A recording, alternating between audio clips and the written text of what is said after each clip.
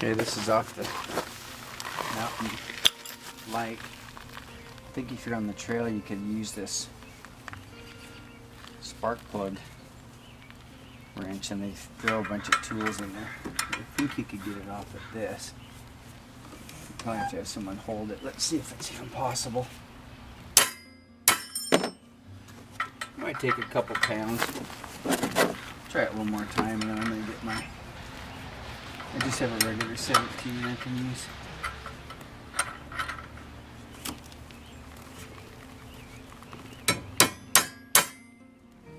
You turn the brake on. I'm just gonna try this. Hang on, that's not a 17. I'm gonna get there. Yeah, that's a 14, not a 17.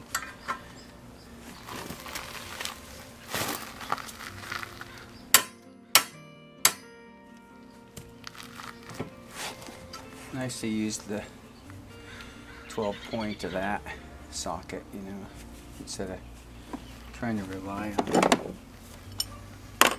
Yamaha tool. I mean, you could probably do it in a pinch, but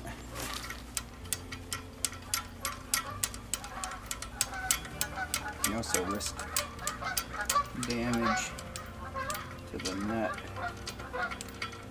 or this bolt.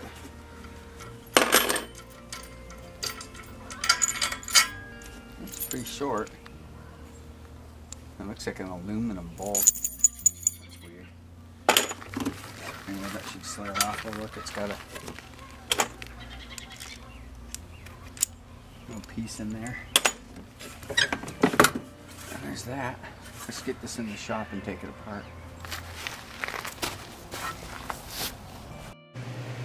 Okay, here it is. These 3 bolts have washers underneath of them. That's how you get your belt. You know, when your belt starts wearing, pull this washer out, put it back in. Save these washers though for when you have a new belt. Put them back in, and it's just a way to get the most use out of your belt.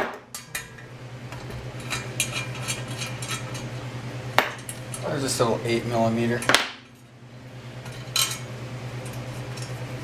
There's the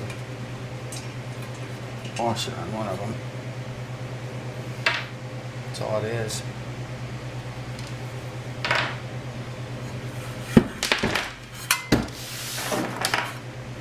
Yeah.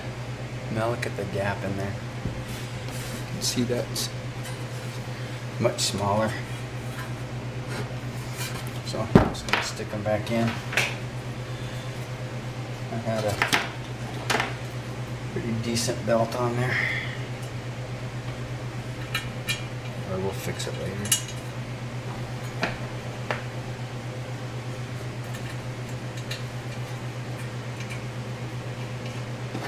We'll just get them snugged in there. I'll pull off these covers and look at the springs. Spring. This looks like about a 10, 12.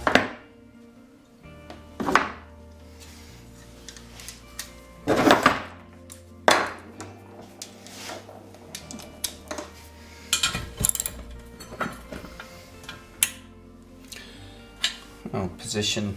You can see the end of the spring sticking out there. Looks like position 6. 0369 is what we're up against here. I've never had one of these apart, so you're gonna learn right along with me on this one.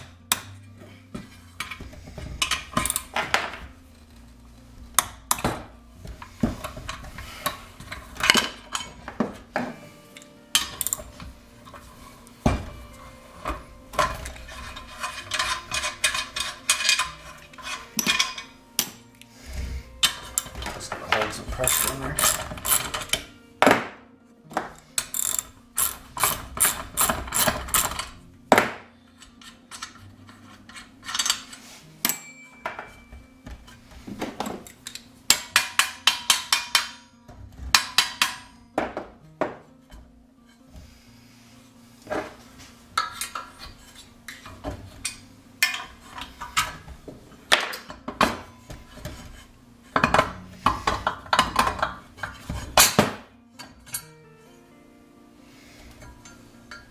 So take these apart slowly so you can remember where the spring was in. This one is in 2. It's got 3 settings. 2, 2, 6. I don't know if that's stock or whatever. But I mean, it's pretty straightforward. You can see these buttons on there. Starting to get worn. And you could replace those if you had to, but I don't think you have to. I think this just goes back together the way it was. What'd I say, 2? 2, 6. Okay. I don't know. This will be my first time getting this. Oh, that's a lot harder than the Phazer one. Let's see. It doesn't spline like the Phazer one, so you really gotta twist it. Problem to that one. Boy, that's a long ways to twist. I might need 2 hands. And oh, that's hard.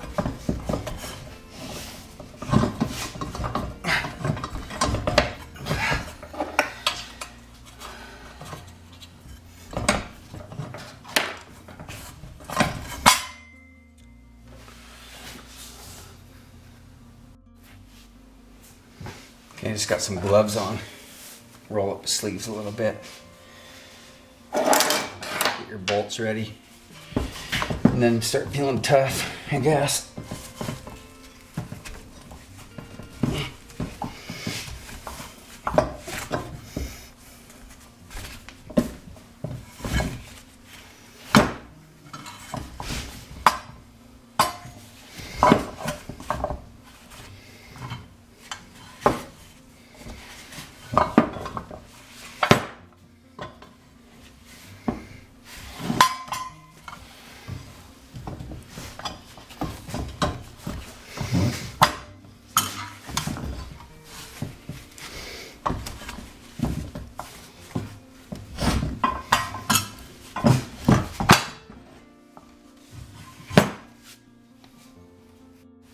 Okay, for my third try, I put this clamp on there to help me hold the bottom shiv up a little bit.